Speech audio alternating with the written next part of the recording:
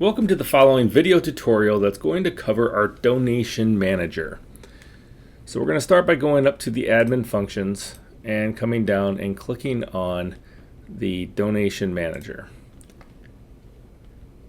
So we're going to go in here and we need to set up the donation system, but we're going to skip going to add your first donation, because what we would like to do is actually we need to come down here to this section here that says manage payment preferences. We have to do that first so that we're able to set up the information for actually collecting the funds. So when we go to edit, you're going to come to the payment preferences page. On the payment preferences page, we go ahead and we highlight the information about the process right here.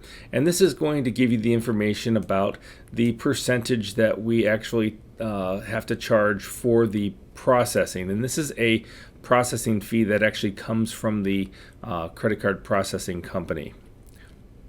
If we scroll down just a little bit, we're going to see the area where we can select our payment preferences. The online payment methods, and we've got credit card processing already clicked here. The option just below that is to select for none if you are only going to be selecting offline payments such as cash or checks. However, most people are going to want to have the credit card processing selected here. Now, when we're setting up the credit card processing, we have to also set it up so that we're able to transfer those funds once there is a donation that is made, so that those funds go into the bank and then can be transferred from our system to your bank. So once again, I would like you to please read through this information that's on the page so that you have a full understanding of how the credit card fees work. So for example, we are taking the fee out of the total that is actually donated. It's not added to. So you're going to want to just have that understanding when you're setting up your donation structure. So we went ahead and we actually gave you a formula here, a sample formula that shows you how to actually do that calculation for making sure that you are taking the fee into consideration. So for example, if you want to receive $50, you're going to divide $50 by 0.941, and that will give you a total amount of $53.13. So that $53.13, once you take the 5.9% fee out, will leave you with that $50. Okay, so further down the page here, we have to collect some information about the banking information. So we have to have the name that is along with the account, first name, last name, your street address, city, state, zip, that information. All of that has to be collected so that it can be verified for your account. And then down here a little bit further, we have our the other banking information that we have. Okay, you'll see here that my status is currently set to unverified, and that's because this is my test site. For you, it may say status is pending. Otherwise, if you've already completed this process, when you come back here, it'll say status verified.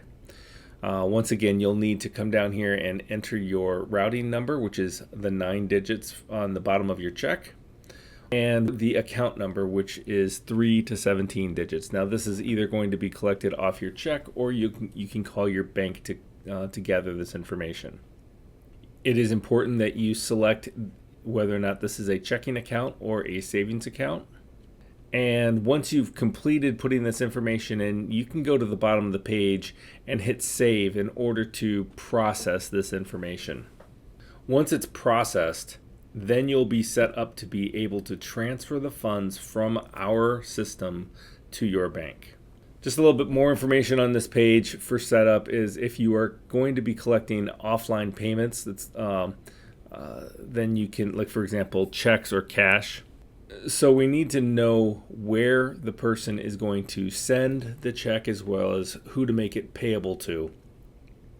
And so this is where you'll fill out that information down at the bottom of the page. Otherwise, if you're not going to be accepting offline payment methods, you can just click no and that will close.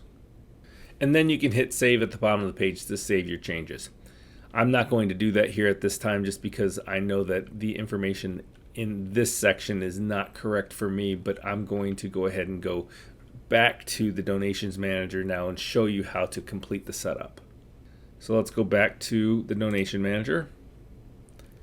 And at this time, we're going to go ahead and click this where it says add your first donation. Okay, we're going to start by naming the donation, and I'm just going to come in here and say raise money, and you can call this whatever you would like. Over here on the right, we can browse for an image. So if I come in here and click that, that's going to just open up your local hard drive, and that's where you can find the image that you want to upload to the system. And as you see, I've got a image here now that just says donate. The next section down, display on donation page, display on event planner, and display on homepage.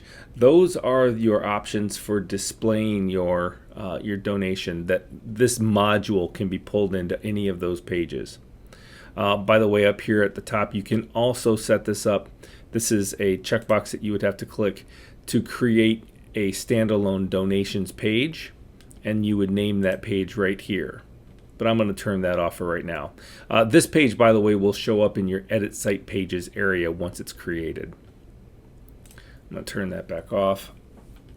So I'm going to just go ahead and say that I'm going to include this on the home page. This is a description area, so we're just going to come up with something to write here. And you can type anything that you wish to describe this, but I'm just going to say raising extra money to use for our next event. And now this section here is allow members to donate any amount, which is probably the easiest thing to include, or you can actually set it up so that you do increments. If I want to do increments, now I can say, for example, $100, and we're going to call that gold, and add an increment, and we may say $75 and call it silver, and $50 and call it bronze. So you can come up with the different levels or increments that you would like to use here.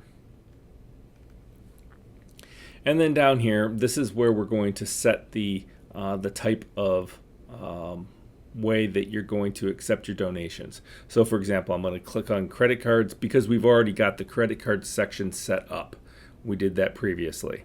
You could select the paper check option here, but again, you would have to set that up on the payment preferences page so that we know where to tell your member where to send that payment to.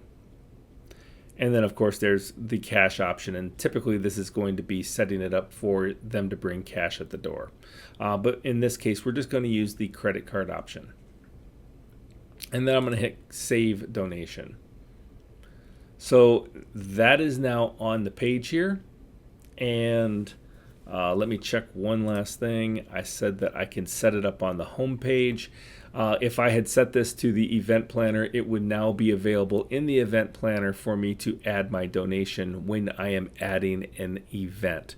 But for right now, I'm just going to go ahead and keep it as for the home page.